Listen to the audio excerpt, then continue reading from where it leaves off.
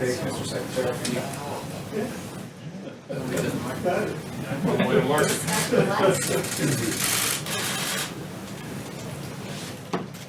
Send the baby to the grocery store. A frying pan, really.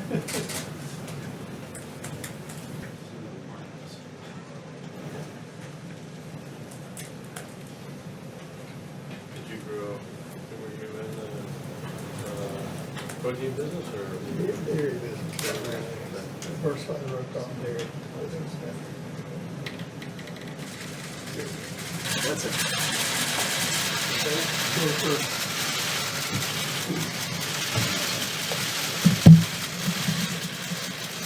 Thank you. Thank you very much. I just had a great conversation with the leading faith leaders of our country. It went extremely well. We learned a lot. I learned a lot, and we're working on some things that are very interesting and very positive.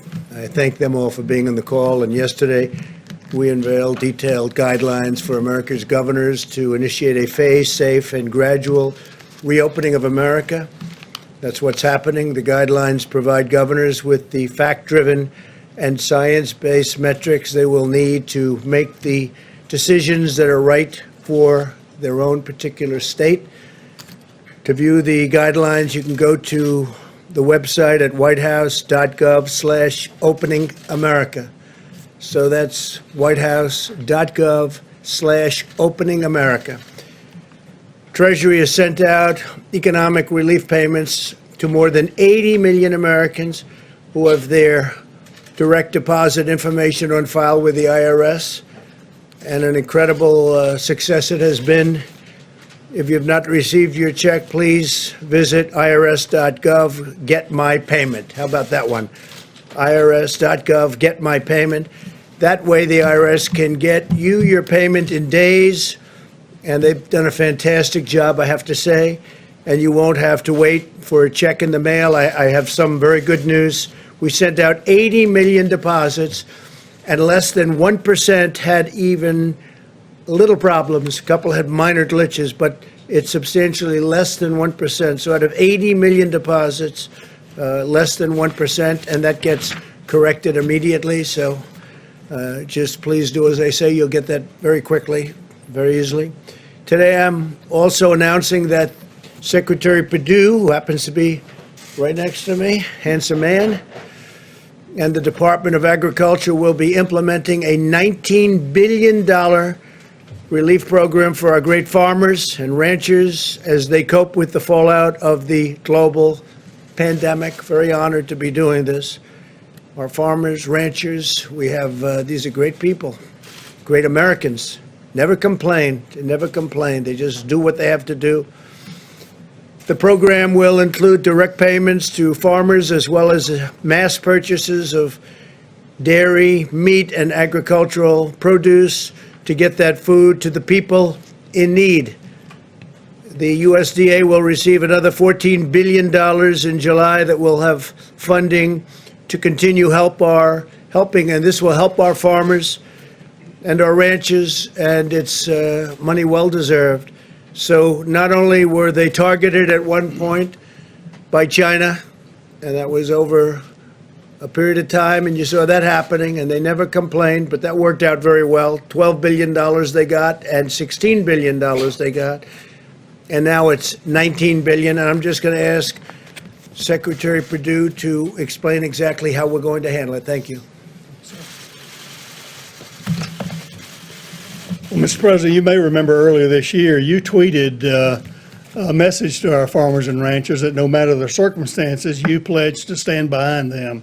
And while none of us could ever have anticipated this type of pandemic that we're currently in, I think today's announcement is proof that you have our farmers' backs and that you will continue to do what it takes to support them, and they are very grateful.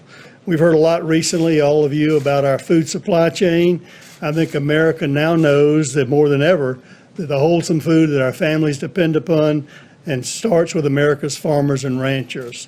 Agriculture has been hard hit like most of America with the coronavirus, and President Trump is standing with our farmers and all Americans to make sure we all get through this national emergency. So today, thanks to your direction and leadership, Mr. President, USDA is announcing the Coronavirus Food Assistance Program. As you mentioned, this new $19 billion program will take several immediate actions to assist farmers, ranchers, and consumers in response to the COVID-19 national emergency. The program is really divided into two parts. One is a direct payment, $16 billion in direct payments to farmers, ranchers, and producers who've experienced unprecedented losses during this pandemic. Since we wanted to get the payments out to producers as quickly as possible, we decided to use the funds in the CCC, the current funds of $6.5 billion, combined with the 19.5 of COVID money, rather than wait for the replenishment of the CCC funds in July. Based on industry estimates of damage, Mr. President, it is becoming apparent that we'll need the additional CCC funds as we continue to track the economic losses. Secondly, and this is really important as well, the USDA will be purchasing $3 billion in fresh produce, dairy, and meat products to be distributed to Americans in need through our food bank networks, as well as other community and faith-based organizations. Having to dump milk or plow under vegetables ready to market is not only financially distressing, but it's heartbreaking as well to those who produce them. This program will not only provide direct financial relief to our farmers and ranchers, Mr. President, but will allow for the purchase and distribution of our agricultural abundance in this country to help our fellow Americans in need. So in recent weeks, we've seen, all of us have seen the heroic patriotism of our food supply chain workers that have shown day in and day out doing the work to serve the needs of fellow Americans.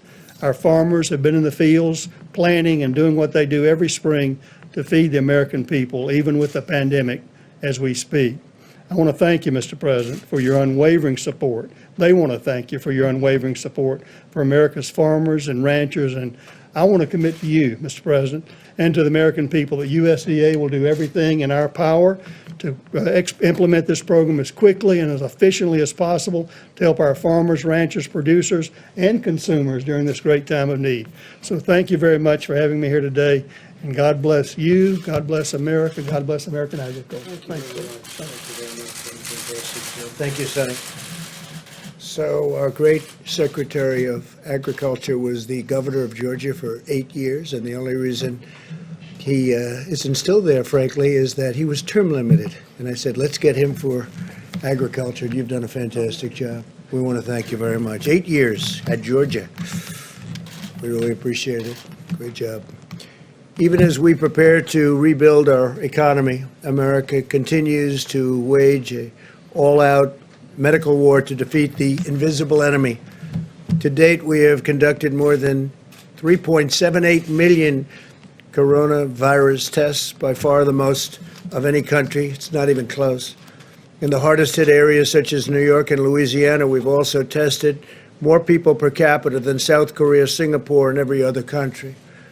The United States has the most robust, advanced, and accurate testing system anywhere in the world.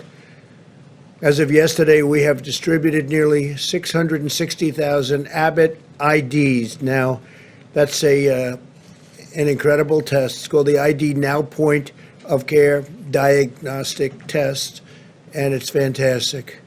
It's the hot one.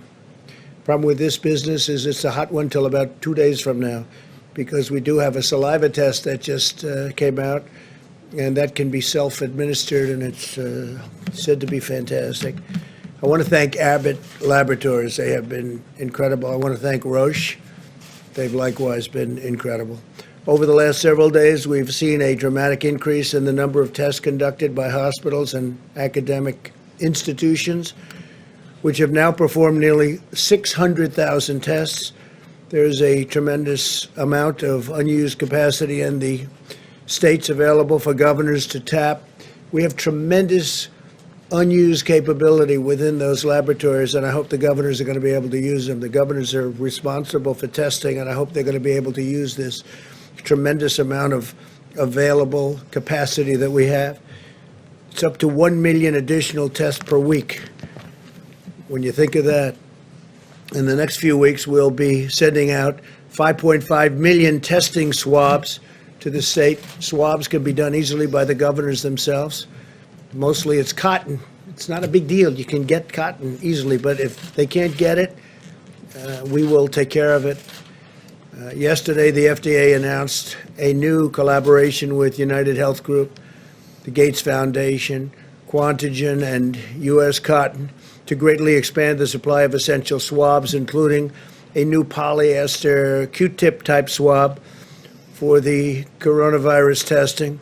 All of these actions will help our testing capability continue to grow dramatically.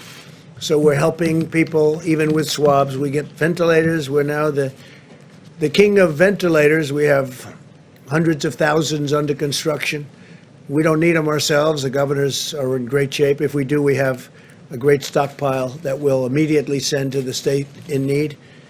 But we've handled that situation incredibly well. I hope people understand it. I wish the media would get the word out. What we've done in ventilators is amazing because they're big, expensive, and highly complex.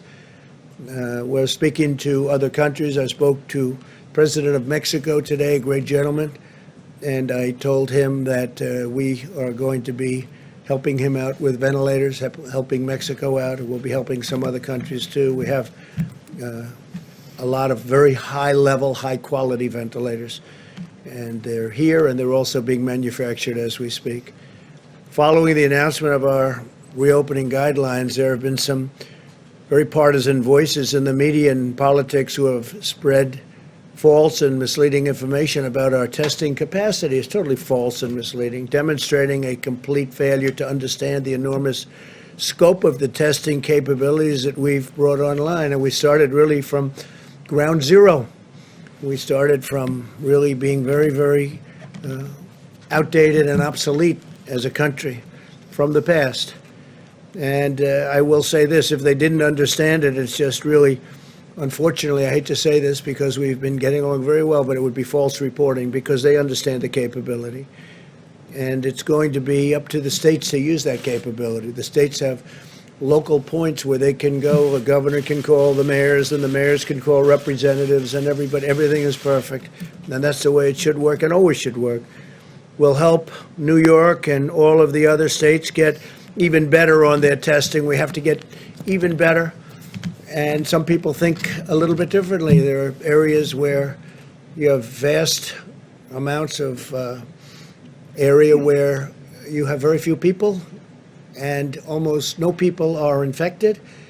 And those places will be looked upon differently by different governors.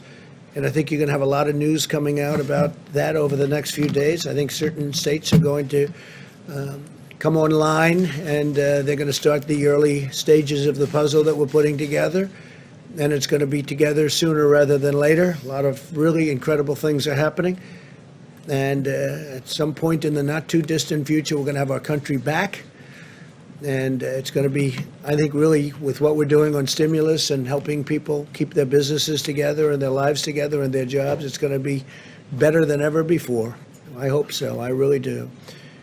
The current conversation is reminiscent of what happened on ventilators. You remember that, when requests were made far beyond what was objectively needed. We were hearing from a certain state, and we were hearing from a lot that they needed far more ventilators. In one case, they wanted 40,000 ventilators, 40,000.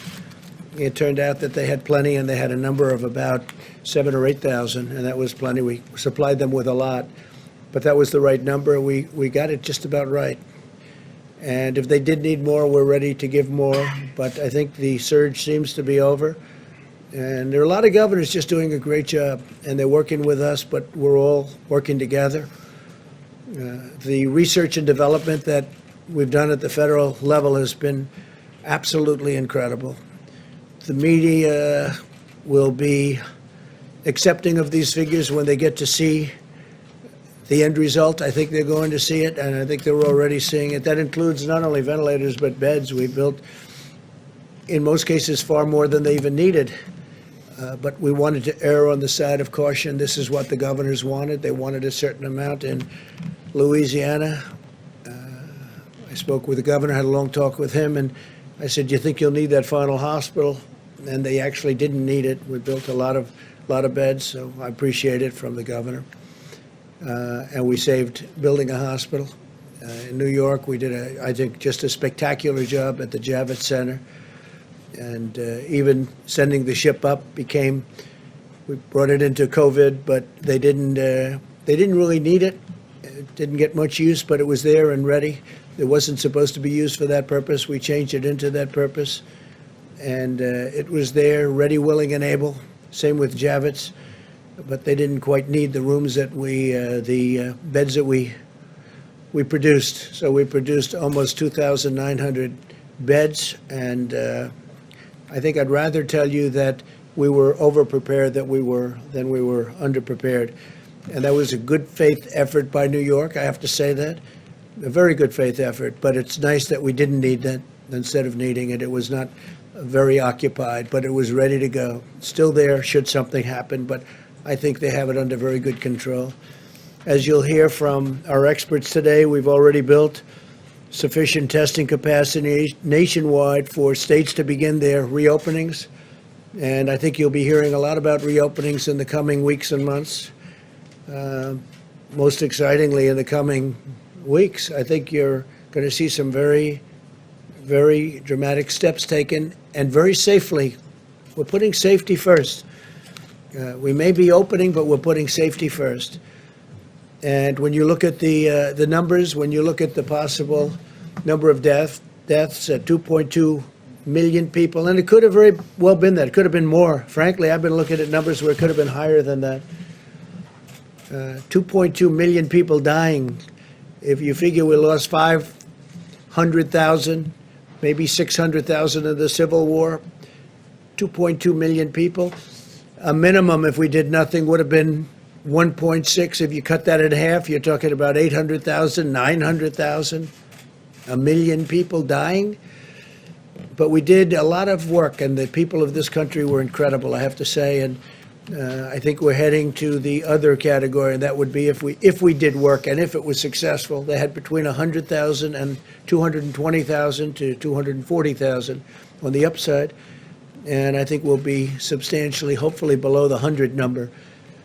And I think right now we're heading at probably around 60, maybe 65,000.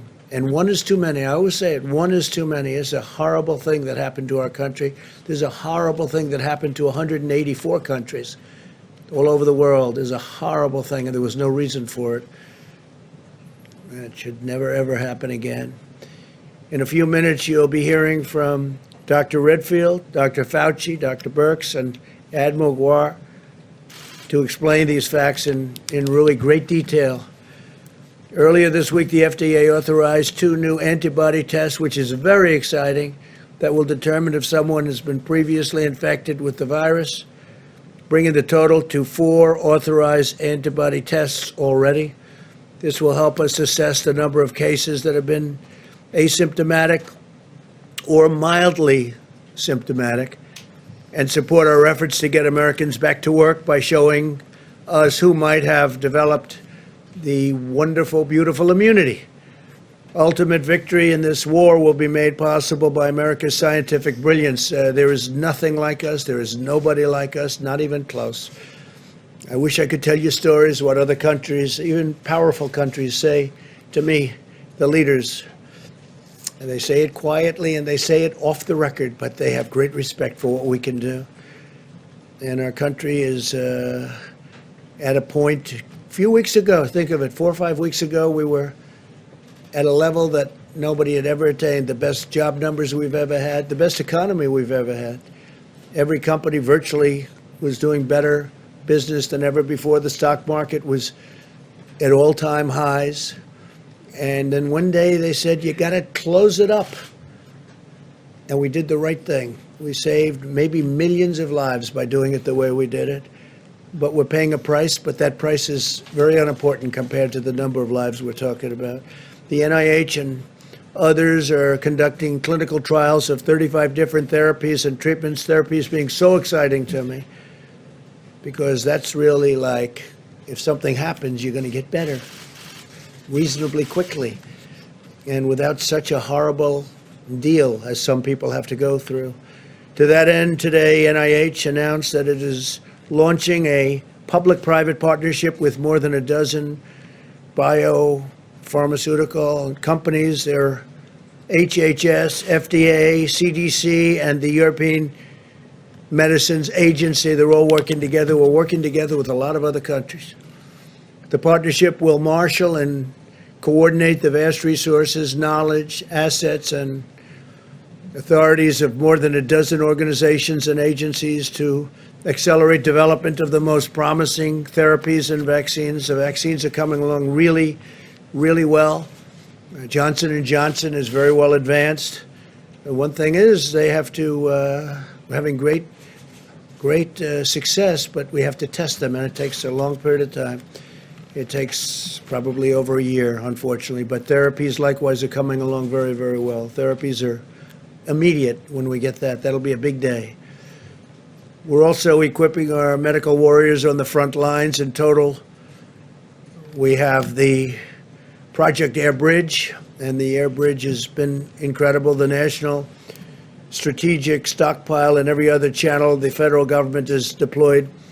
If you think about this, 44.5 million N95 masks, nearly 524 million gloves, 63.5 million surgical masks, and more than 10 million gowns. And we have 500 million masks coming in very soon between manufacturing and orders.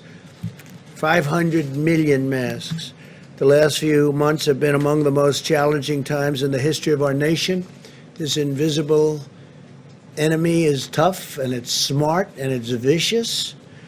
But every day we're getting closer to the future that we all have been waiting for.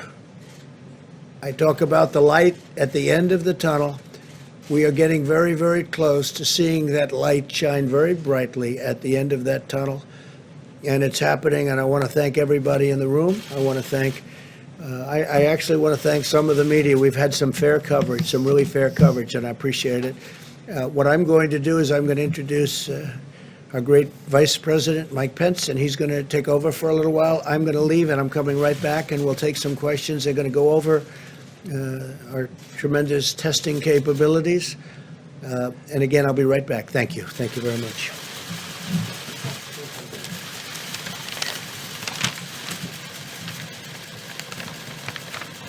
Thank you, Mr. President, and good afternoon all. Today, as the President just reflected, it remains a challenging time in the life of our nation.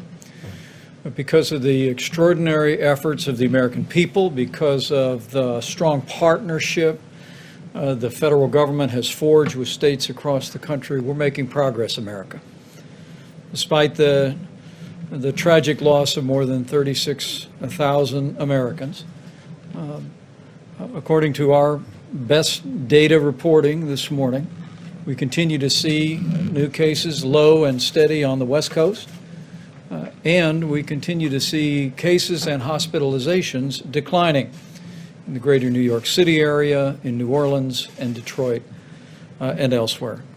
This is a tribute, first and foremost, to our healthcare doctors, nurses, all of those working on the front lines, but it's also a great tribute to the American people who have put into practice the social distancing, the guidelines, the guidance of state and local officials. And we hope that every American is encouraged by the steady progress that we are making.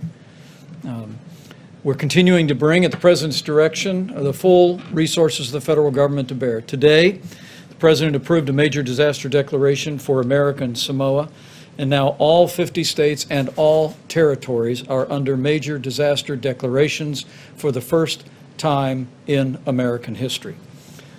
At this present moment, 33,000 National Guardsmen are on duty. 5,500 active duty military personnel have been deployed to 9 states, including 716 medical professionals, doctors, and nurses who deployed out to 14 different hospitals today. Among those were 10 hospitals in New York City, and military personnel were also serving today in hospitals in Connecticut, Texas, Louisiana, and New Jersey. Yesterday, as the President reflected, we unveiled the President's guidelines for opening up America again. There were two parts at the beginning of those guidelines. First, the criteria that we hope will guide governors in their decisions about reopening their states on either a statewide level or a county level. And then also we outlined what we believe would be the most important state responsibilities to have in place before moving into a reopening plan.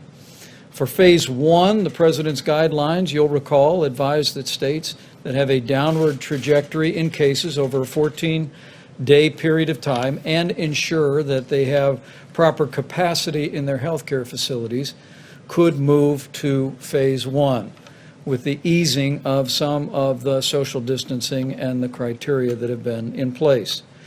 But for states that meet the criteria, we outlined specific responsibilities, protecting workers in critical industries, particularly protecting the most vulnerable, those who live and work in senior care facilities. And we also encourage states to have a plan for testing symptomatic individuals and ensuring testing to our most vulnerable populations. As the President has made clear, governors will decide the time and manner that their states reopen, and we will look to support them in that effort. But as we assured the American people yesterday, at the President's direction, our administration will continue to work with governors across the country to ensure that they have the equipment and the supplies and the testing resources to reopen safely and responsibly. On the subject of supplies, today we issued a letter to our nation's governors summarizing all the medical equipment and supplies that have been distributed to their state from FEMA between the 1st of this month and April 14th through Project Airbridge and through the Commercial Supply Network. We'll be speaking with our nation's governors on Monday and detailing that information at that time. As of April 16th, as the President reflected briefly, FEMA has coordinated the delivery of millions of pieces of medical equipment, including 44 million N95 respirators, 63 million surgical masks, more than 10,000 ventilators, and of course deployed more than 8,600 federal medical station beds. On the subject of testing resources, we're going to take some time to speak about our administration's approach in partnership with states to continue to expand testing across the country at this briefing. But from the very outset of this epidemic, President Trump made efforts to essentially reinvent testing in America. The traditional testing in this country that takes place at CDC or at state labs was designed for basically the kind of diagnostic testing that is routinely required. But the President early on in this effort brought together the leading commercial labs in America. We forged a public and private partnership. And 6 weeks ago, we had performed some 25,000 tests, and at this day, we have performed 3.7 million tests. We believe that labs and hospitals are now performing more than 120,000 tests a day, and we've actually stood up a team from Walter Reed under the direction of Dr. Deborah Birx that is working around the clock to identify additional testing capacity across the country. We believe that states could actually more than double the amount of daily testing that is happening today by simply activating all of the labs. And Dr. Birx will detail some of those resources today, and we'll be going over those very specifically with governors on Monday. We've also been promoting the development of new and innovative tests. We all know about the 15-minute Abbott test, but the FDA is currently working on an antibody test that literally could add 20 million new tests to our supply even before the end of April. I want to assure the American people that we're going to continue to work with your governors and with your state health officials to scale testing in the days ahead. But as you'll hear from all of our experts tonight, our best scientists and health experts assess that states today have enough tests to implement the criteria of phase one if they choose to do so. Let me say that again. Given the guidance in the President's new guidelines for opening up America again, states that meet the criteria for going into phase one and then are preparing the testing that is contemplated by going to phase 1. Our best scientists and health experts assess that today we have a sufficient amount of testing to meet the requirements of a phase 1 reopening if state governors should choose to do that. And you'll hear more detail on that in just a moment. At the President's direction, we're going to be presenting an outline of our approach to testing in partnership with states during this briefing. Our approach will continue to be locally executed, state-managed, and federally supported. Dr. Fauci will give us a brief introduction to the overall approach to testing that is contemplated to deal with the coronavirus. Dr. Redfield of the CDC will describe our plan to mobilize CDC officials in all 50 states to specifically monitor coronavirus incidents that occur in every state in the Union. Of course, Dr. Deborah Birx will describe not only our tests, but also the current capability and the capability that we could expand to very readily. And Admiral Giroir of the U.S. Public Health Service will summarize our approach. But I want to assure the American people that at the President's direction, we are going to continue to work every single day to make sure that our states and communities have the testing they need to reopen at the time and manner of their choosing. And we're going to work every day to make sure our states have the resources and the supplies to reopen their states and reopen America in a safe and responsible way. With that, Dr. Fauci.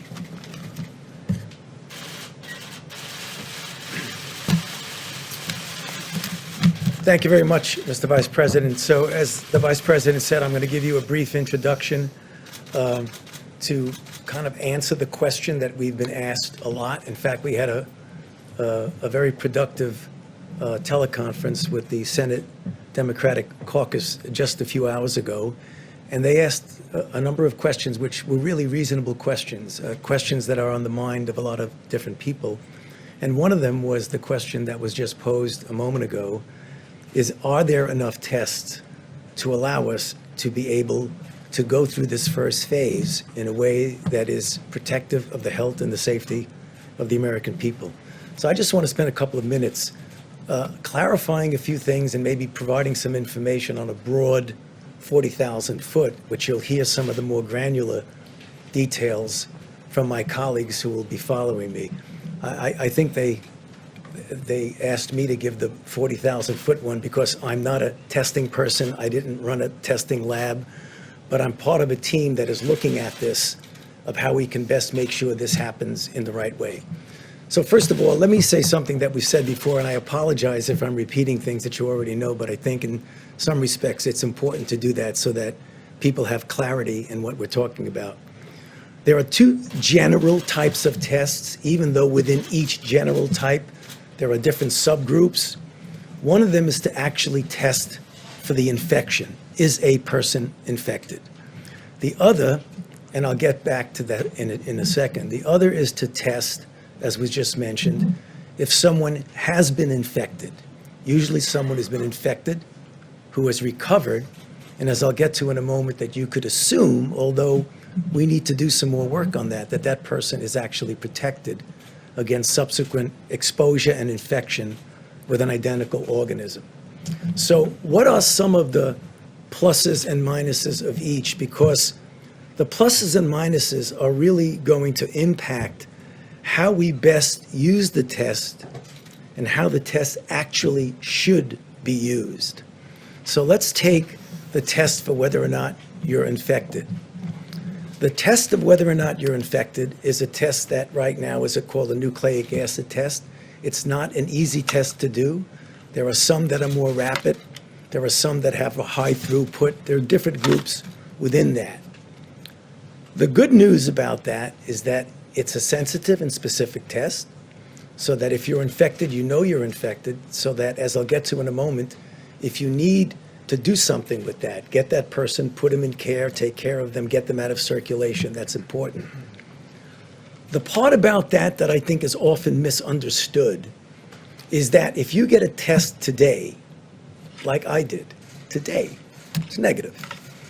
If you get a test today, that does not mean that tomorrow or the next day or the next day or the next day, as you get exposed, perhaps from someone who may not even know they're infected, that means that I'm negative, which means if you take that to its extreme, in order to be really sure, you would almost have to test somebody either every day or every other day or every week or what it is to be absolutely certain.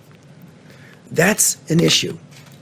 Now, the problem that I talk about when I try and compare this to other situations with what testing means to you.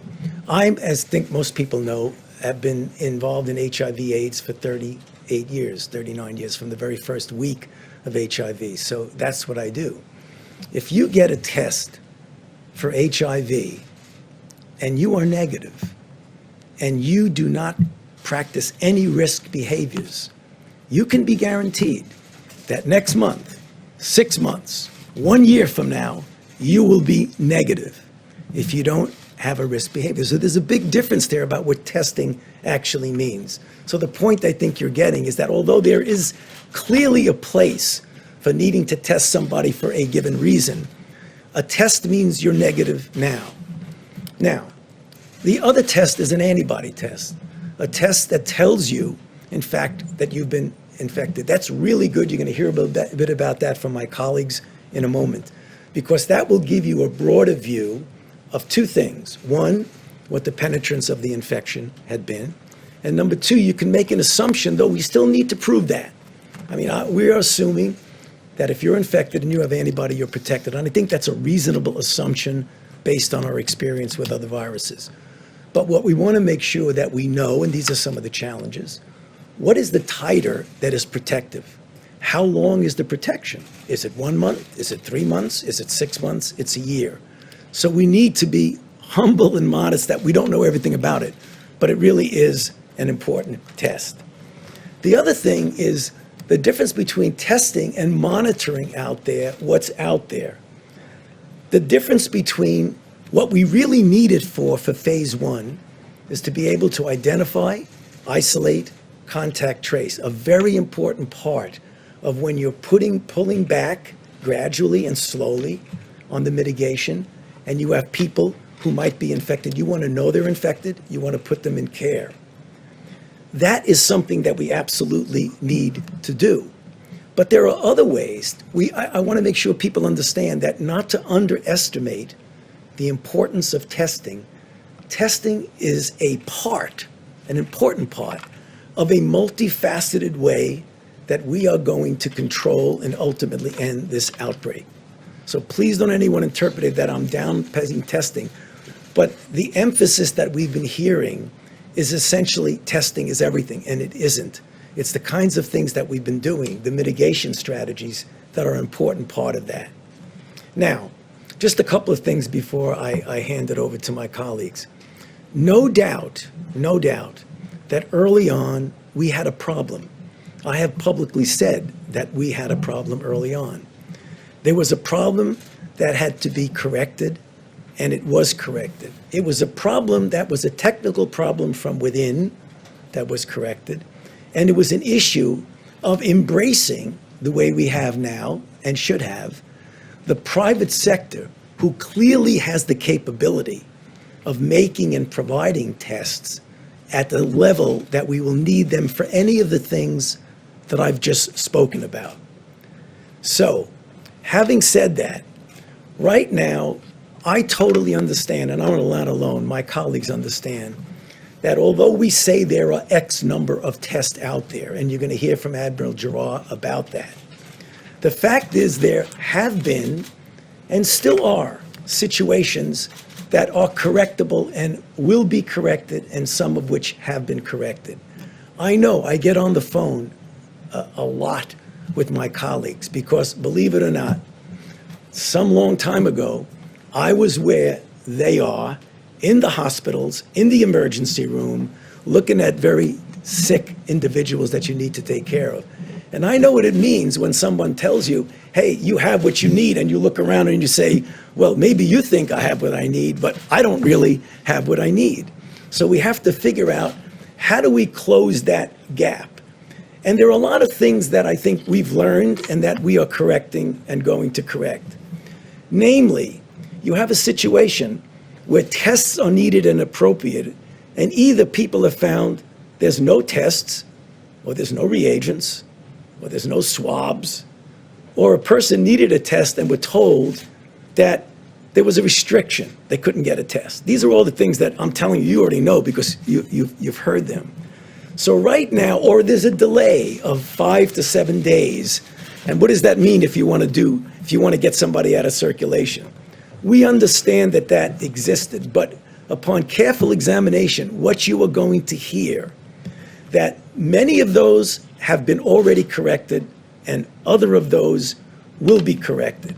Because what I think people don't appreciate through no fault of their own is that there are two issues. There's supply and demand. And if you have a supply that can meet the demand, but the supply is not connected to demand, then supply-demand falls apart. What do I mean by that? I mean there is existing capacity that we have that for one reason or other maybe has not been fully communicated as to the availability of that existing capacity, and you're going to hear about that now. There's production capacity that gets better and better and better. And that's what we're talking about, because for what we need now, we believe that with better communications, we'll be able to make that happen. So I know there's going to be a lot of questions about that. I don't want to go on too long, but let me just finish by saying, given what I've just said and what I believe what you're going to hear, that for what we need in the first phase, if these things are done correctly, what I believe they can, we will have and there will be enough tests to allow us to take this country safely through phase one. Thank you. Thank you, Dr. Redfield. Thank you, Mr. Vice President. I want to make a few comments here. First, I want to talk a little bit about CDC has developed multiple systems to monitor disease outbreaks. I think many of you are familiar, for example, how we monitor for foodborne illness or how we monitor for antibiotic resistance in hospitals. Well, we've also developed a system to monitor for upper respiratory tract disease. If I can get the first slide there. This is an example because when we talk about what we know about this current pandemic, the reality is we know a lot because we've developed these monitoring systems. Up on the slide is a system that we've developed initially for flu, and what it does, as you can see, there's a multiple different flu seasons, and they track them over the course of a year. I want you to look at the red line, and that happens to be this year's respiratory season. And you see there's a peak there up over the 50-52 week, and that peak was when we actually had a peak of influenza B. This year was a little different because after that, viral syndrome came down, and you can see it, that actually we had another peak, and that's when influenza A was active through our country. And you can see influenza A started to drop, but then you saw a third peak. That peak was, you were looking at the coronavirus 19. So we have systems all the way down to the county level that we can see where there's respiratory tract illness. And so it's not just taking a test, it's monitoring these systems that have been developed over decades. And we have multiple ones. We have another one that is monitored in emergency rooms, looking at syndrome diagnosis. And they show the same thing. So we're well equipped to monitor to see when respiratory tract viral disease will come, and becomes a very good surrogate for when you can begin to understand that we need to start looking more etiologically about what's going on. You can see now in week 15, we're really coming down to the baseline background in terms of our flu surveillance system from the overall coronavirus situation right now. The second thing I wanted to say is that CDC continues to enhance the state's public health capacity to accelerate their ability, as Tony talked about. It's critical as we open America again, to diagnose individuals that present with influenza-like illness or coronavirus-like illness, to diagnose them, to be able to isolate them, and to be able to contact trace around them, and then diagnose the contacts and those that are coronavirus positive, to go back and do their contacts. This is the traditional public health approach, which was started in this outbreak in January and February, and was quite successful. And as I mentioned before, through February 27th, this country only had 14 cases. We did that isolation and that contact tracing, and it was very successful. But then when the virus more exploded, got beyond the public health capacity. But right now, CDC is enhancing that public health capacity. And if I can get the second slide, I want to show you that this is just showing, as we sit here today, that CDC has embedded in these health departments in all of these states across this country more than 500 individuals. We also have an additional almost 100 individuals that are working on more than 20 coronavirus outbreaks that are going through all these states. And finally, at the direction of the President, we've been asked to further enhance this deployment in each of the states, as the Vice President said, so that there's additional public health personnel to help accelerate the state's ability to basically move forward aggressively, and we assist them so they can operationalize the President's guidelines to open up America again. So I just wanted to make those points for you today. Great job. Thank you. Dr. Birx? Thank you, Mr. Vice President, and thank you, Dr. Fauci and Dr. Redfield, for all of that clarity. If we can have the next slide. I'm going to go back to what Dr. Fauci was talking about, just to emphasize those points about the two types of tests, and I'm going to talk about a third one.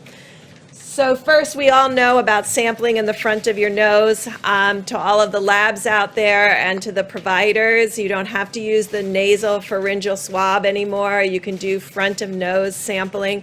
And again, as Dr. Fauci talked about, that is sampling for the virus itself that replicates in your nose and, as we know, throughout some of the respiratory tissues. The second test is, of course, then your immune response to that infection that's in your nose. And so that's the antibody test. And so those are the two tests we want to talk about. But I want to come back to something that both Dr. Fauci and Dr. Redfield said, and we covered yesterday. Testing is a part of the exquisite monitoring that needs to occur in partnership with CDC and state and local governments, utilizing the surveillance systems that are available, what we just talked about, the flu surveillance system, because we no longer have flu, and the syndromic respiratory system that is across the United States. And you can see it's going back to baseline so that we'll be able to see at the community level any deviation from that baseline. In addition, what we talked about yesterday was adding that asymptomatic component, because I think you'll see as more and more articles come out for surveillance and monitoring that other states have done, higher and higher antibody in multiple individuals who don't remember having a sickness. And that will give us an idea. That's our asymptomatic monitoring in these sentinel monitoring sites. And what did we talk about yesterday? We talked about nursing homes, we talked about indigenous people, and we talked about vulnerable people in the inner city, really ensuring that something that is so small that can't even be seen on the surveillance monitoring will be able to be seen in the asymptomatic. And so those are the two tests that we have, one available now, two that have been approved, or three by the FDA. I want to just leave you with my last concept on the antibody tests. Antibody tests have different specificity and sensitivities. The FDA, their FDA has been very cautious about the antibody test, because I know you see reports every day of countries that have ordered the antibody test and found that they were 50, 60, 70% faulty. So we're taking that very seriously, because you never want to tell someone that they have an antibody and potential immunity when they don't. And so those tests perform better when there's a high prevalence or high incidence of disease. So we want to work with mayors around the United States as those antibody tests become available to really see what it is in first responders and healthcare workers in the highest prevalence states so that we can know about the quality and the real life, real field experience of those assays. Because things can look very good in the lab, and then when you take them into the field, sometimes they're not as good. I've learned this lesson repeatedly in working around the globe. The next slide. So this is what we have asked commercial and diagnostic companies to be working on. Because when you talk about multi-millions worth of tests, the way we do this in the United States today for strep, for influenza, and for malaria is we test for the antigen. Now, we don't know right now if you shed antigen in the front of your nose. And so that is the question that scientists and companies are working on right now, because that becomes a simpler test. Now, the flu test, I think many of you will look it up tonight. You will see that outside of the flu season, because of the specificity of the test, it doesn't work so well. So these are tests we're working on today that would be like a screening test, because if you're positive on it, it's a good test. But it may miss that you actually have the flu. So then you would move into what we call the nucleic acid test. So we're trying to build an algorithm of tests that bring the full talent of the science of the United States into the reality of the clinic. And so bench to clinic. And so this is what we're working on for the future. Next slide.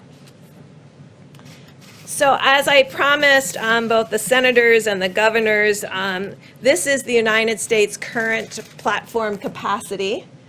Designated as high and low throughput, and what do I mean by that? We've talked about the high throughput platforms of Roche and Abbott and others, and then we've talked about the Gene Expert and other machines that may be moderate to lower throughput. I want you to see how it's distributed through the United States. So these are the current testing platforms available today throughout the United States for COVID-19. And as you heard from Dr. Fauci, everything has to be working from the swab to the transport media to the laboratory to really get those tests run and the results back to the client. The next slide. So then we've looked at all of the testing capacity from those platforms, and this gives you an idea of what that capacity is. The darkest red that you can see, like in Texas and New York, those are states that have lots of different platforms, as you saw on the prior slide, and the ability, if you just add up the platforms and the potential for tests, of over 1 million tests per month. And so this is what we're working with each of those states on unlocking that full potential. And how are we doing that? Well, we're calling on the American Society of Microbiologists. They work closely with 300 lab directors around the country. We talked with them this morning. And the Walter Reed team, who developed the entire HIV testing program for the military 35 years ago, I've called them back into service, and they're calling lab by lab to find out what are the technical difficulties to bring up all the platforms that exist in your lab. Is it swabs? Is it transport media? Is it extraction? And I just really want to thank them. They've already worked through over 70 plus of those laboratories to really understand, and the American Society of Microbiologists and the academic societies of the laboratories are working together to ensure that all of this potential can be unlocked. Next slide, please. We talked a little bit yesterday about New Orleans, and the president talked about how many tests New Orleans has done during its outbreak, which you can see now is waning. They've done throughout the last month 27 tests per 1,000 New Orleans and Louisianians. So 27 per 1,000. So that is a good mark, and that's what Italy has done, about 20 per 1,000. So in evaluating an outbreak, and really to get control of this outbreak, they did about 27 tests per 1,000. So using that as a measure, next slide, we then looked at across all the states of the United States of America, and looked for states that had 30 or more, ability to do 30 or more tests per 1,000 of their inhabitants in each state. And you can see that across the country, except for Oregon and Maine and Montana. I worked overseas way too long. Thank you all. So those are the 3 states that we're working on building capacity in. So this is just to give you a perspective of how seriously we're taking the testing issue. As we've described, we've measured every single platform in every single state. We know exactly where they are by geography, by address, by zip code, what their capacity is, what their cumulative capacity is, what their roadblocks are on not ability to run all their full capacity. And we're addressing those because each one of those is different, and you have to address each of them one by one with the governors, with the state and local labs, and with all of the hospitals. I have not come across one laboratory or one laboratory director or one society that doesn't want to contribute to solving this issue of testing and ensuring that this testing is available for everyone. There is a strong, just as all the Americans have social distanced, in behind everyone, we don't often talk about the laboratories, we'll talk about the nurses and doctors on the front line. Behind all of them are the laboratory technicians and laboratory directors who are coming in every day and putting things together to ensure that every single person that needs to be diagnosed is diagnosed. And hopefully you can see from these these slides, that really there is capacity out there. It is our job working with the states and having the state in the leadership role and the laboratory directors in the leadership role to provide support to ensure that all the potential for testing in the United States is brought to bear. I just want to end with, these are nucleic acid tests. There will never be the ability on a nucleic acid test to do 300 million tests a day or to test everybody before they go to work or to school. But there might be with the antigen test. And so that's why there's a role for nucleic acid tests, there's a role for antibody tests, and there's a role for the future development of these other key tests to bring the full ability to the United States. And so when we finish this, we'll be talking to all Americans, because there's other tests that other Americans should have. And I think this has really brought to light the importance of diagnosis. And we'll talk to you further about hepatitis C and TB and other things that we can do to ensure every American is healthy, because I think this has really raised the awareness among all Americans about how you do tests for different kinds and different parts of your disease state, and what is long-lasting immunity and what may be long-lasting immunity, and what is a nucleic acid test and what an antigen test is. And with that, Admiral Gerard. Great. And let me amplify one point as the Admiral steps forward to conclude his remarks about our approach and the efforts we put underway. Governors across the country have been working very closely with us to roll out the level of testing that we have today. And all the information we presented to you is going to be reviewed in the days ahead with all of our governors. Our objective is to connect every one of America's governors and state health officials to all of the labs that are currently able to do coronavirus. But as Dr. Birx, Dr. Fauci both described, we believe today that we have the capacity in the United States to do a sufficient amount of testing for states to move into phase 1 at the time and manner that they deem to be appropriate. With that, I'll allow Admiral Gerard to complete our briefing on testing, and we expect the President to return. Thank you, Mr. Vice President, and thank you to all my really great colleagues. Can I have my next slide? So I wanted to start by where we are today, and just to visit where we've come in such a short period of time. As everyone on the stage has said before, our testing right now is well over 3.78 million tests that have been completed. And if you are impressed by bar graphs, that's over 1.2 million tests reported just in the last week. Ambassador Birx talked to me a little earlier, and she said, you know, we only do about 2 million molecular tests a year for HIV, something that's been developed for 35 years. We're now doing twice that number of tests in a month for a disease that has never been known before, that there's never been a test developed before, and that's sort of where we are and where we've ramped up. I also want to give you a little idea. The lighter blue or lighter gray is our ID Now tests. So we talk about them a lot because they are a point of care test that can be between 5 and 15 minutes. And they have a very specific role, but they're not for everybody. If you've got to screen a few thousand people, 4 tests an hour doesn't get you there on a machine. You have to use some of the larger, higher throughput items. But they have a very important role. And again, coming into the market at 50,000 per day is really an important adjunct to us.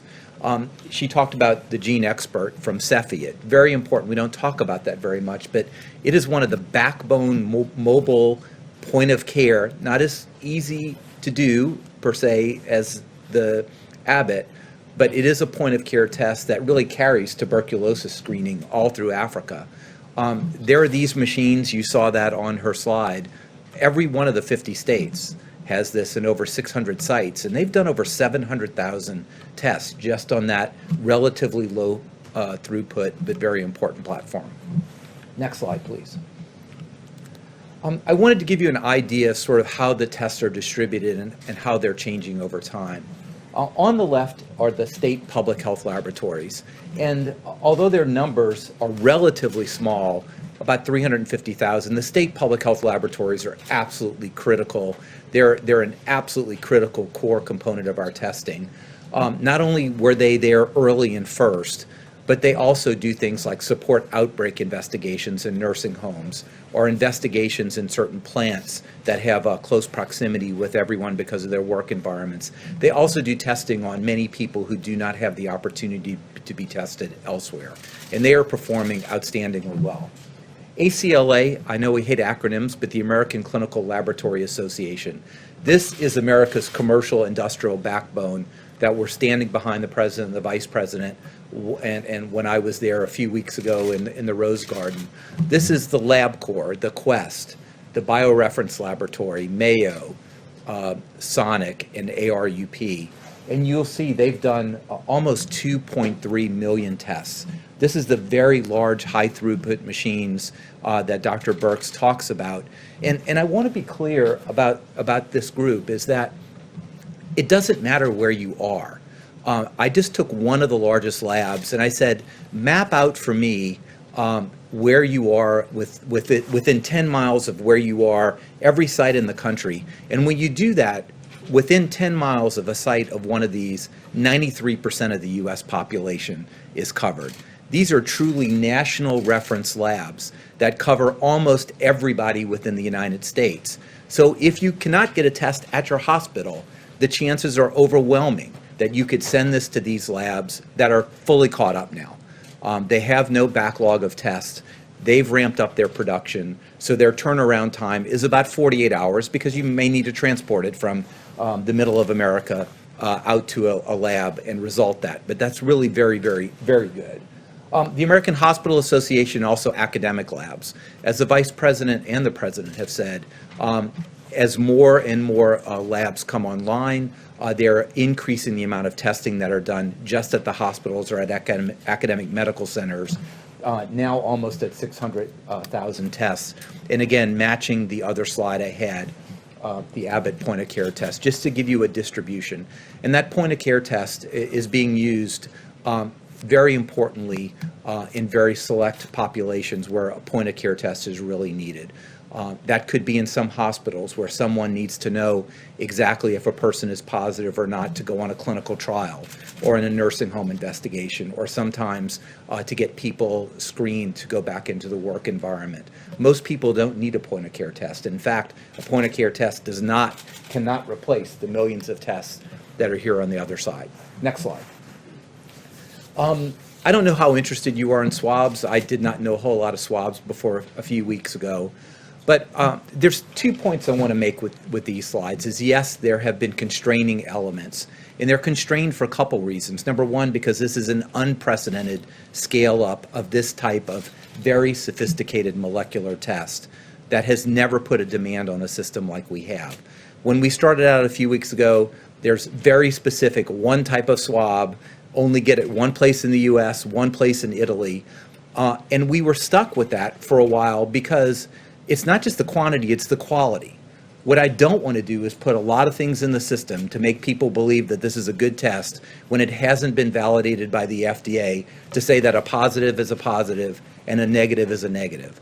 But over the past weeks, both the scientific community, the Gates Foundation, academic medical centers, the FDA, have really opened up our ability to not stick that all the way back in your nasopharynx, but do the anterior nose, and to greatly broaden the amount of swab types that are available. So we are really at a point right now that by the end of April, we'll put another 5 million swabs in addition to everything that's out there now.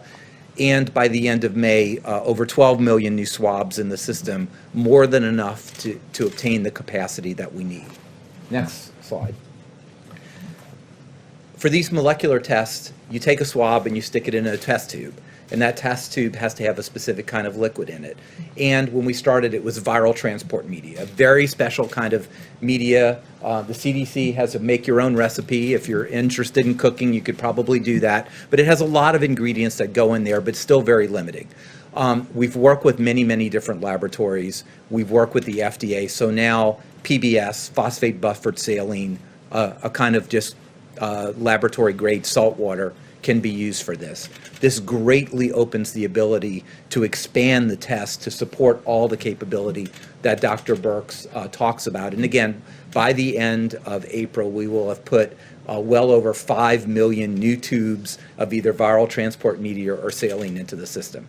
I am going to get to a conclusion here, but this was going to be more of a technical briefing. Next slide. So let's talk about the fact that the science tells us that we have and will continue to have enough tests to safely go into phase 1. So let me be very granular about this. We've already heard that it is beyond the possibility to test everyone in this country every day.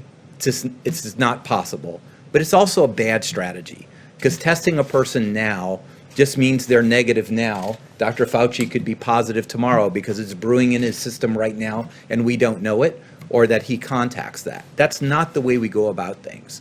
The way we go about things is, as Dr. Redfield said, just think of the weather radar. Okay, if the weather radar is clear, you're not going to have a thunderstorm or tornado. When something pops up, that's when you've got to go to where the action is or know that your warning system is up. So sort of think of that in the background, and I'll go specifically about that. So that's monitoring. Let me talk about how much testing we need just for overall testing. I'm just going to give you a number. I'm not saying that this is the number that's there, but let's just take a number that we are going to enter phase 1 when there are 200,000 new cases per month in the United States. Don't get hung up on that. It's going to be much less than that, but let's just say 200,000 cases. So how many tests do we need? Well, we need to test those 200,000 people to make the diagnosis, right? Everybody nod your head about that. We have to do that. Now, what's a safe number over that? You know, if everybody I test has the disease, I'm not testing enough, right? But if I test 100 people to have one person with the disease, that's probably over-testing. So we kind of assume that a safe number that really gives us a good idea is if about 1 out of 10 people are positive, then we know we're oversampling the population enough that we're getting all the positives. So if there's 200,000 cases, I need about 2 million tests, okay? Now to go to Dr. Redfield's point, each one of those that are positive have contacts that need to be traced. And on average, the CDC tells me that for every positive, there are about 5 contacts that really need to be traced. So let's assume that those 200,000 people have 5 contacts. So now we have an extra million tests. So 2 million tests out there to detect the 200,000 cases, an extra million out there to trace those contacts. So we're up to about 3 million cases. If you want to put a fudge factor, say that's 4 million tests, okay? Those are generally done at the main hospital labs, the commercial labs, state and regional labs. All this can be done, as well as some of the labs talked about by Dr. Burks. Next slide. The second group of testing fits exactly perfectly with the influenza-like surveillance system that Dr. Redfield talked about. This is the monitoring. This is sort of the radar, the weather radar that it would be out there, that we're not testing people who are symptomatic. We want to do testing on people who are asymptomatic, because you can have asymptomatic carriage. You know, you could have this virus and shed it and not have symptoms or only mild symptoms. So what is the strategy here? The strategy here, this is an unprecedented strategy, okay? This is really unprecedented. But we're going to do between 300,000 and 500,000 tests per week in the most vulnerable populations that we know that the virus could circulate. And what are they? Number one, nursing home and long-term care facilities. We know that from the history of this virus that can circulate and be devastating, and it could circulate even in a way that you don't have symptoms. So we're going to survey in a very controlled way, driven by the CDC, supervised by the CDC, surveys over, we may not get to everyone, but surveying in the areas to cover in a selective way the 15,000 or so nursing homes. Secondly, we want to work in vulnerable members in cities. And this is the way we think about that is community health centers. I'm a huge fan of community health centers that are led by HRSA. There are about 30,000 community health center sites. They take care of 30 million people, children, adults, elderly. They care for about 1/3 of Americans below the poverty level. They are arrayed to take care of our most vulnerable populations. So we want to survey asymptomatic people in those community health centers. We also want to do in some of our indigenous population, and you know very early I was out here bringing machines to the Indian Health Service, and in fact, 1,800 members of the Public Health Service provide care to the Indian Health Service, and their director and chief medical officer are both admirals in the Indian Health Service. Plus workplace monitoring, particularly for workplace environments that may have very close contact or may have a high risk, and some of those could be agricultural facilities. So let's just total that up. We have 200,000 people who need a diagnosis. To make that diagnosis, we want to test 2 million. Okay, so that's 2 million. We're going to contact trace with 1 million. And let's just throw you a fudge factor of about 25% on that, so that's 4 million. And we have this background testing of about 400,000 per month. So to safely do the testing, we need to be in the range of 4.5 million. You followed my numbers, because I want you to understand, per month. Pardon me? For phase one. For phase one, right, for phase one. And I want to tell you that's really how it adds up, and that's where we are. Right now, we're doing about 1 million to 1.2 million per week. We are going to continue to push that farther and further as we open up the laboratories and we're able to open all the supplies that we need for that. And I think that's where I would like to end. Thank you. Thank you. I'll ask the team to step back up for questions, and we do anticipate, as his schedule permitted, that the president will be returning momentarily. Please. You talked about phase one. Will there be enough testing for phase two? Do you have to ramp up capacity for that, or how do you deal with that? That's a very good question. All right. Yeah, that's a great question. And what we will be doing is monitoring how much we have to use in phase one to really help inform phase two. Because the really unknown in this, to be completely transparent, is asymptomatic and asymptomatic spread.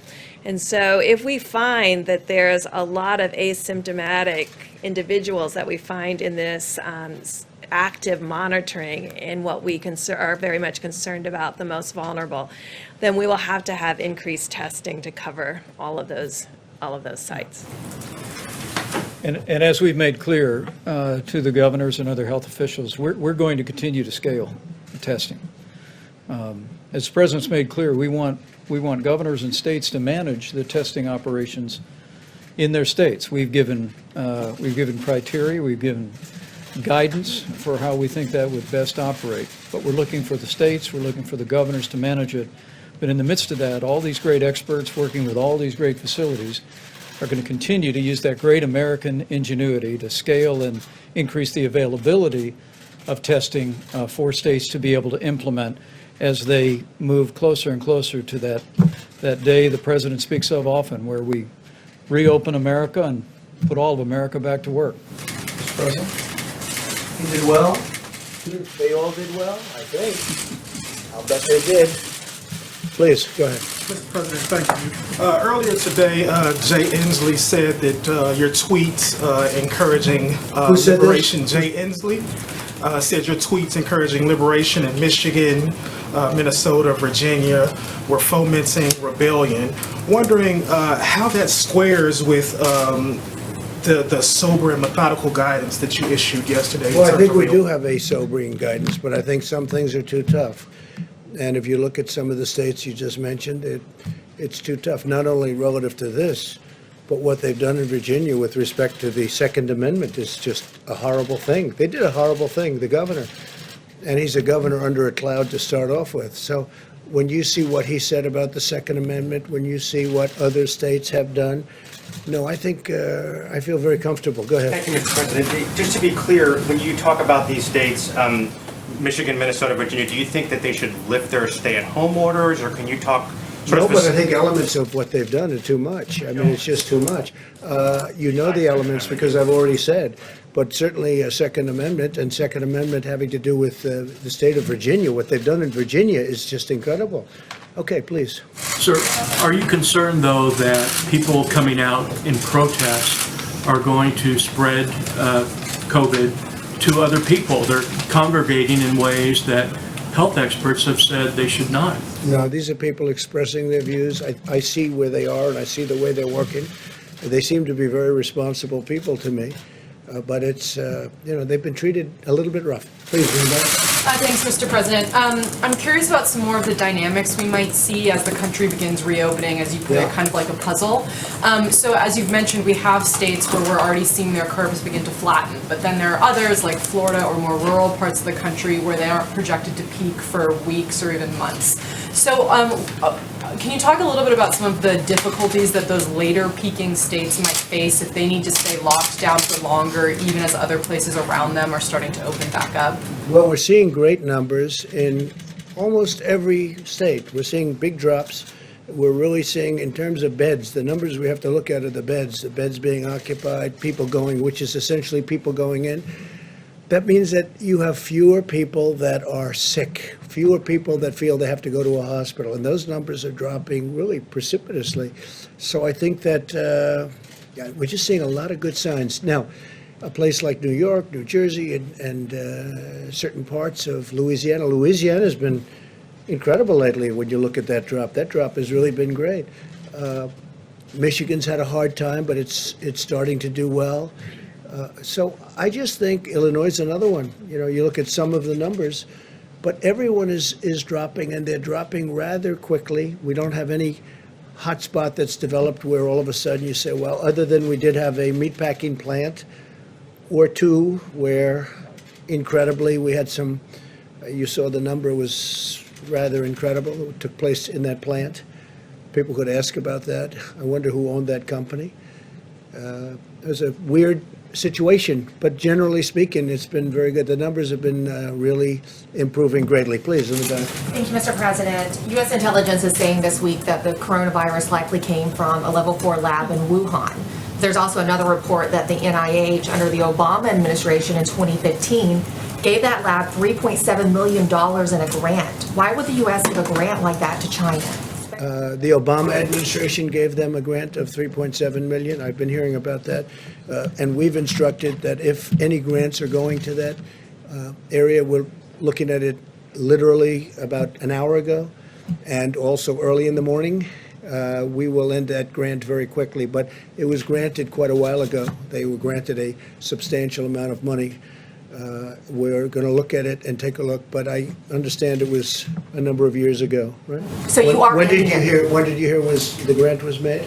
2015. 2015? Who was president then, I wonder? Okay. Yes, ma'am. And Mr. President, we know negotiations are underway for the next round of funding for small businesses. Yeah. If tens of billions of dollars went in a matter of days the first time, will this next relief package be enough? Well, I think it will certainly, it's going to get us to a point that's going to be rather beautiful. We think that that will be the point, and it could be they'd want more, but maybe at a certain point we're going to stop. It's been a tremendous success. It's been executed flawlessly. SBA's done a very good job, but the banks have done a great job, whether it was Bank of America or Wells Fargo. The community banks have been incredible. I think we had over 4,000 community banks. A lot of people didn't know you had that many banks, but 4,000 community banks, they gave the money out. It's so organized, and it's been such a great program. And so essentially, we're waiting for $250 billion. The Democrats are refusing to do it. This is money that essentially is going to the workers. It's going to keep these companies whole, restaurants and a lot of great companies. And it's a small amount of money relative to what it represents, because it represents small businesses, it represents them staying in business. And when you look at it, people don't know, small businesses represent approximately 50% of the power of our business enterprises. It's not all the big monster businesses that you read about every day. It's all of these small businesses when added. It's something that should be approved by the Democrats. The Republicans want it badly, and the people want it very badly. If I could just follow up on that. Nearly 10% of the loans that were given out were for $5 million, but some small business owners say they can't even get a loan for $100,000. Is that acceptable? Well, they would get that, but they have to approve it. Nobody knew it was going to be this successful. Don't forget, when you say the money's gone, it's been a tremendous success as a program. People they really want it. And some people won't be able to keep their business open unless they get that money. It's been a tremendous success. It's been executed flawlessly. It's been, with few exceptions, it's really been good. And I think the Democrats are going to do it. Look, Nancy Pelosi, she's away on vacation or something, and she should come back. She should come back and get this done. I don't know why she's not coming back. The fact is, she's not doing her job, and there's nothing unusual about that for her. And Leader McCarthy said they're now considering also adding more funding for hospitals included in this. So they are thinking about hospitals, and hospitals are a good thing. Hospitals have been decimated by this. They've given up their business, which is good because they did the right thing in order to take care of the COVID-19. And no, hospitals, I'm with that all the way. They want to add hospitals. We could also add it into phase 4 if we do a phase 4. Phase 4 would be hopefully infrastructure. A lot of people are talking about the best thing we could do for this country would be the payroll tax cut that I've been suggesting. A lot of Democrats like it, believe it or not, the payroll tax cut. And Art Laffer, who's tremendous, he's a tremendous, in fact, he recently got the Presidential Medal of Freedom, economist. He was with Ronald Reagan, and he looks like he's 25 years old, but I think he might be a little bit older than that. He looks so great. But Art Laffer said the single best thing you can do is the payroll tax cut. And I would just about agree with that, and I'd like to see that. I'm not sure that we're going to get that, but I think that's something that could be done. It's simple. It's really good for both the company that employs these people and for the people that are employed. So we're going to see whether that happens or not. The payroll, I put it out there, the payroll tax cut would be a tremendous incentive for this country. Steve? China now says its coronavirus death toll in Wuhan is 50% higher, up to about 4,000. Does that sound like a credible number to you? Well, when I listen to the press every night saying we have the most, we don't have the most in the world deaths. The most in the world has to be China. It's a massive country. It's gone through a tremendous problem with this, a tremendous problem, and they must have the most. So today I saw they announced that essentially they're doubling up on the numbers, and that's only in Wuhan. They're not talking about outside of Wuhan. So it is what it is, Steve. It is what it is. What a sad state of affairs. Investigation into whether the virus escaped from this lab in Wuhan, how active is that, and when do you Well, expect we're to hear? looking at it. A lot of people are looking at it. It seems to make sense. They talk about a certain kind of bat, but that bat wasn't in that area. If you can believe this, that's what they're down to now is bats. But that bat is not in that area. That bat wasn't sold at that wet zone. It wasn't sold there. that bat is 40 miles away.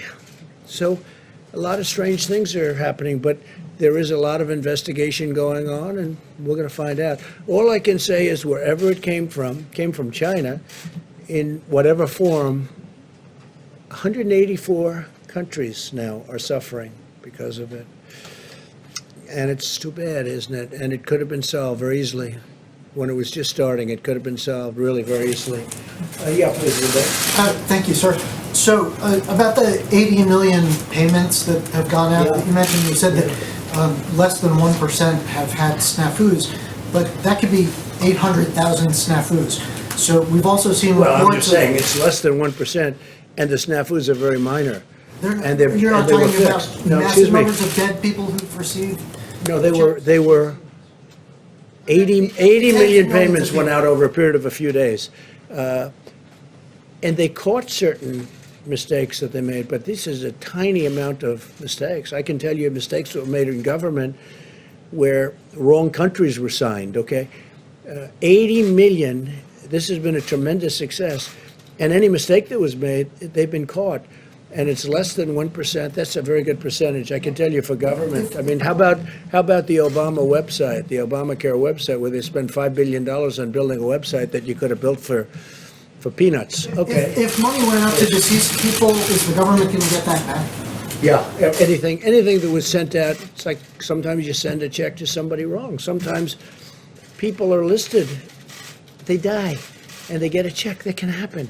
You're talking about, I guess the number is about 80 million people. Yeah, sure, we'll get that back. Everything we're going to get back. But it's a tiny amount. They've done a fantastic job. This was done in a matter of a few days. Yeah. Your campaign said today that they are planning on resuming rallies before the election. Is there a timeline that you're looking at? Would it be restricted to certain states? Have you thought about how that would work? Well, I hope we can do rallies. It's great for the country. It's great spirit. It's great for a lot of things. To me, it's a tremendous way of getting the word out. If you look at our success rate, we've had tremendous success. We win where we have rallies, including endorsements of candidates. Our success rate is, I think, unparalleled. There's nothing like it. So I certainly hope we can have rallies. We'll find out. I don't like the rallies where we're sitting like you're sitting. I mean, you got many reporters outside trying to get into this room, and I come in, I'm looking at this room, and I see all this. It loses a lot of flavor. It loses, to me, a lot of flavor. But I hope we're going to have rallies. I think they're going to be bigger than ever. I will say this, the rallies that we're having, until we had to stop with regard to the problem that we had here, the rallies were bigger than they were, I think even substantially bigger. We go into the biggest arena and we turn away 20, 30,000 people sometimes. And in one case, I think they said in New Jersey, we had 175,000 people show up for an arena that holds 9,000 people. And they showed up. And the reporters even reported that. That was almost shocking to me. But I hope we can resume rallies because I think they're an important part of politics, actually. Yeah. Mr. President, under your reopening plan, some workers can go back to work in phase 1, but schools cannot reopen until phase 2. Many parents don't have an option to work from home. So how can you get businesses back up and running as long as schools are closed? Well, I think the businesses are going to, and I think now we've given the businesses a real jolt, a real positive jolt. They're able to keep their employees. You know, without the employees, if the employees leave that area, if they leave, you know, who knows where they're going, or if they get another job maybe someplace else, you're not going to have the same business. So we gave them money to hold their employees. They're going to do that. We hope we can do $250 billion more. It's absolutely so inexpensive compared to what it represents, and we hope that's going to happen. But I really think, look, you see it with the stock market. The market was up 700 or 800 points today. And if you would have told me that we would have a virus, the likes of which this world has not seen since 1917, which was the Spanish flu, where anywhere from 75 to 100 million people were killed, and that we'd have a stock market that's not far below its all-time high. And it's starting to get a little low. You know, then you had a 1,000-point increase and a 1,200-point increase. So now we have a stock market that's at a point where it's not very far away from where it was, and we've gone through a closed, literally a closed country. Remember this also. I mean, we have had a closed economy. We had the best economy anywhere in the world by far. We had the best economy we've ever had. And remember this, the dollar is very strong.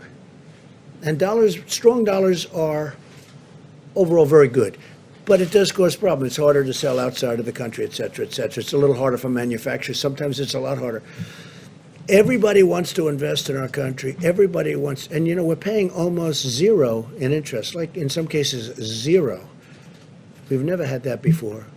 People want the safety of our country. But if you would have told me that a market was where it is today, and today we had almost, I guess, more than a 700-point increase, and we're at a point which is, it's not what it was, but it's not that far off, I would have told you that's got to be an impossibility. The reason that is because there is a great pent-up demand.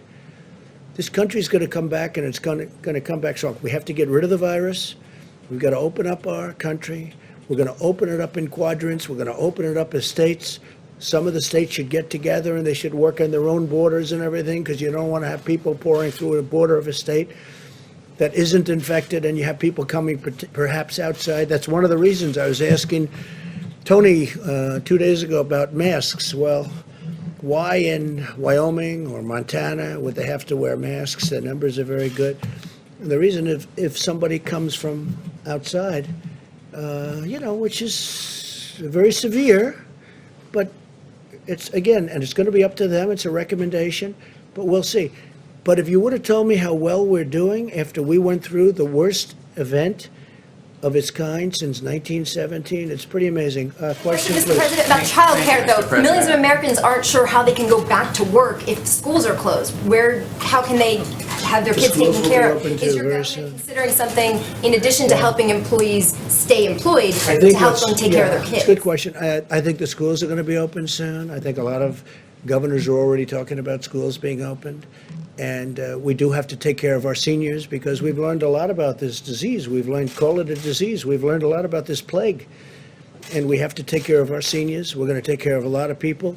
But I think the schools are going to be open sooner rather than later. And I understand, and I've spoken, some governors are already thinking about getting the schools open. I have a young boy who goes to school. I'd like to see him go to school. As good as home is, it's very nice, but we'd like to see him go to school. Please. Thank you, Mr. President. I agree with that point. I would like to know about some of these areas that you would like to open up, some of these quadrants. You singled out Virginia, Michigan. They don't have a decline in cases yet you tweeted out today that you'd like to liberate them. Well, they're going to have soon, but they're very, very, what they've done is very powerful in terms of, I think, you could get the same result out of doing a little bit less. What they've done to some people is very unfair. In Virginia, I'm going above and beyond what we're talking about with this horrible plague. They want to take their guns away, okay? They want to take their guns away. That's the Second Amendment. That's Virginia. You have a governor who really, I guess he should be under siege. He seems not to be. If he were a Republican, he'd be under siege. But he seems to have escaped something that was pretty bad, including what he said about birth, including what he said about many different things. But he wants to if you take a look at what's going on in Virginia, they want to take away Second Amendment rights, and that's what they want to do. So when you talk about liberate, or if you talk about liberation, you could certainly look at Virginia as one. Go ahead, anybody else? Mr. President. Which states are ready to reopen in your mind, and how soon? Well, I don't want to go. I want to leave the governors make that decision. We're watching very closely. If we see something happening bad that we think is wrong, we're going to come down very strong on that, very, very strong. The federal government has a lot to say. We have a lot to say beyond what anyone understands. And we think, and I've gotten to know many of the governors, many Democrats too. It's Republicans, and I knew the Republicans. I knew some of the Democrats, but I got to know a lot of them. I think it's going to be in the hands of a lot of good people. I think a lot of good people are looking at this, and they want to do what's right, Steve. The Vice President is traveling soon, I think tomorrow to Colorado. When are you going to be in a position to travel again? Well, they'd rather not have me travel. I think I've been in the White House, I don't know, for months. I don't know what it is, but it's for months. Other than I did leave to say goodbye to our beautiful ship, right? The Comfort, as it left Virginia, where it got out of dry dock. It got out of maintenance very early. It was supposed to be there for 4 weeks. It was there for a few days. Literally, we got it up to New York. I mean, They didn't need it like, well, I wouldn't say we hoped. I'm glad they didn't need it. They didn't need it. That was a good thing. They didn't need the convention center, 2,500 beds, or depending on your definition, 2,900. We ultimately converted it to COVID. The Army Corps of Engineers and FEMA, the job they did was incredible. But that's a sign that they're making progress in New York. If you look at that, you know, we built it. It was ready. It's there now. It's ready. We converted it to COVID. It wasn't supposed to be for that, at the request of, frankly, our side. Then ultimately we converted it, but there is much less demand. That's such a good thing. I mean, I'm not complaining about that. I think it's a great, that means New York's making progress. Is it important to you that Vice President is going tomorrow? He's going to Colorado? I think he's going to the Air Force to make the commencement, right? Yes, sir. Oh, I think it's great. I think it's great. If he's going to make the commencement, I hear they're going to have a very spread out crowd. Yes, sir. They're going to be, I will say they are going to be socially very good. They're going to be very far apart. That'll be very interesting. I think I'm going to watch that one. No, they're going to be, they're going to have a good spread, a good distance apart. I spoke to Mike about it. No, I think making the commencement speech, I'm doing it at West Point, which I look forward to. I did it last year at Air Force. I did it at Annapolis. I did it at the Coast Guard Academy. And I'm doing it at West Point. And I assume they've got it. And I understand they'll have distancing. They'll have some big distances, so it'll be very different than it ever looked. Do I like the look? No, I don't. And eventually, next year, they'll have a commencement which will be like it's been, like when people like this, our great admiral has done such a great job, when he graduated from where he graduated, me too, we're nice and tight. And that's going to happen again. I don't want people to think that this is going to be like this forever, but for a period of time, we're going to have to keep it that way. That includes baseball games and football games and other things. But eventually, as this virus goes away, it's going to be better and better. Director, it's going to be better and better, and we're going to get our lives back to the way they were. You know, one thing that bothers me, a couple of restaurateurs called, and they said, I mean, sir, I barely made a living with 150 seats. Now, if I do what they want me to do, I'll be down to 25 seats. And I can't. I said, yeah, but you're not going to be there forever. And he didn't really know that. He thought that they were going to take 150 seats, move it down to 25 to 50 seats, depending on the way he laid it out. He said, don't worry about it. Eventually, you're going to be back to the scene that you used to have, which was, look, I could tell you about, and I'm not going to do it because I didn't want to bring it up, but I could tell you about events that took place. And I said things like, you'll never do that again, or you'll never do this again, or I don't even want to mention the events. I don't want to mention what you're supposed to be doing. Because, and you know, one of them was so horrible. I said, a certain industry will be out of business, never happen again. 2 weeks later, it was like nothing ever happened.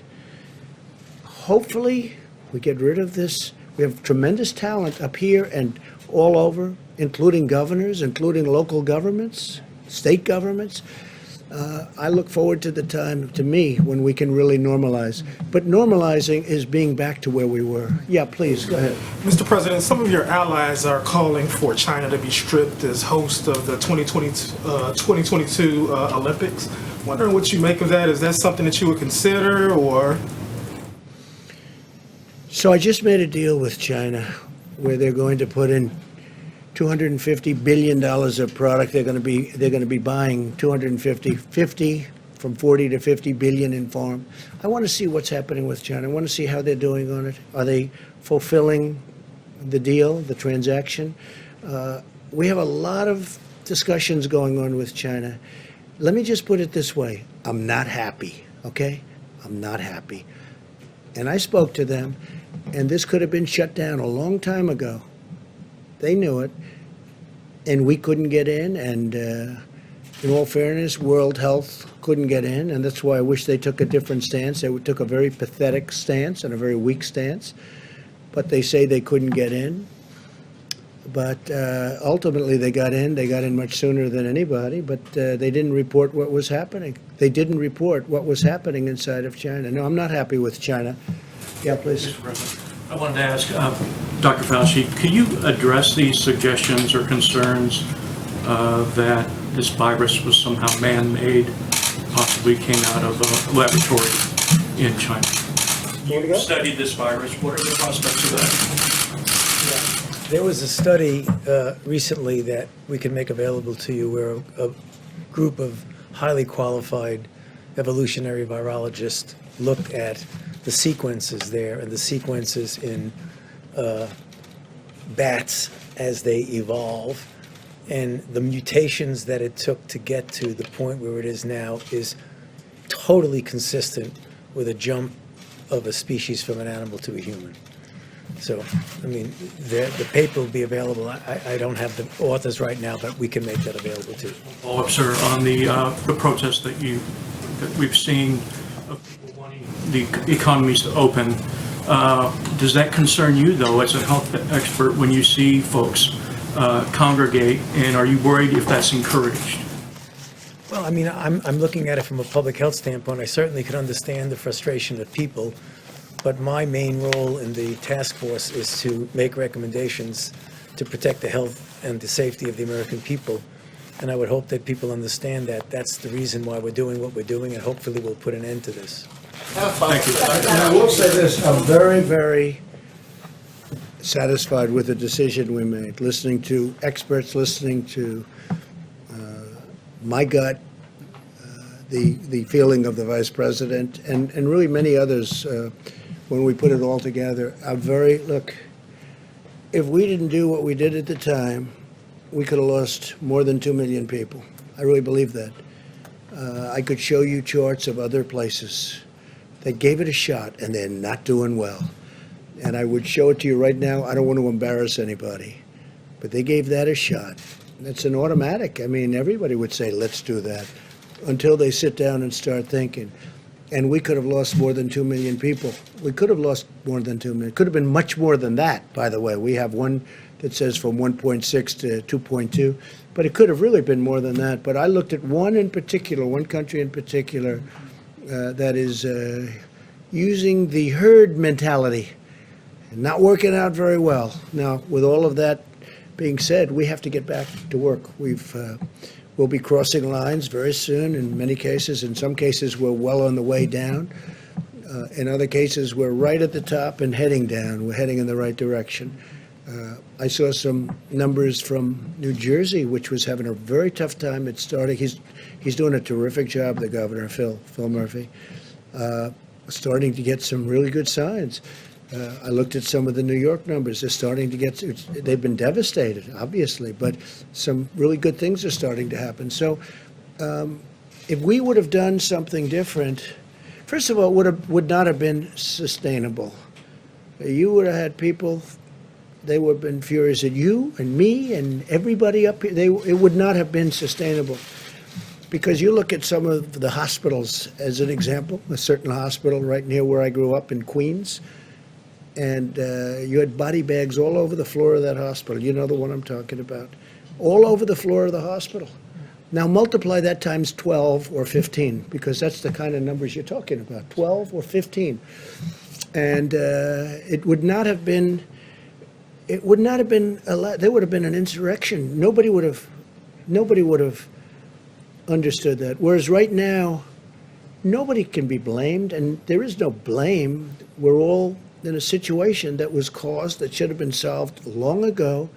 It could have been solved probably very easily. Look, this is a tough enemy, but probably very easily if a certain country did what they should have done. And we're just starting to learn those facts. But what we did was the right thing. What we did was the right thing. With that being said, we want to get back, and we're going to be opening up states. They're being opened by very capable people. It's also point of sale, as they say in a different business. It's the point, they'll be able to look at that, where the testing is taking place. We're going to help them with the testing. We've developed some tremendous tests over the last little while, and we're going to work with the states, so we're going to help them. But they know every inch of land in their states. I watched the governor of Arkansas, Asa, you saw that. I thought he was terrific. I watched the governor of Oklahoma over the weekend being interviewed. He was terrific. They've done it a little bit differently, and they've done it tight, and they've done it strong, and they were very prepared, and they have more beds than they needed, and that's a good thing. But I've seen some very, very good things, and I think you're going to have some very positive events taking place over a very short period of time. And I think with that, we'll see you tomorrow. But really, this has been a situation where a lot of great people have been involved and a lot of great decisions have been made. Thank you all very much. Thank you. Thank you. So there will be a briefing. Can we follow up with a couple questions? Can we follow up with Administrator Burma? Could you take a question? Dr. Fauci, you want to stick around? Or for the doctor? The New Jersey Nursing Home Desk, Administrator Burma?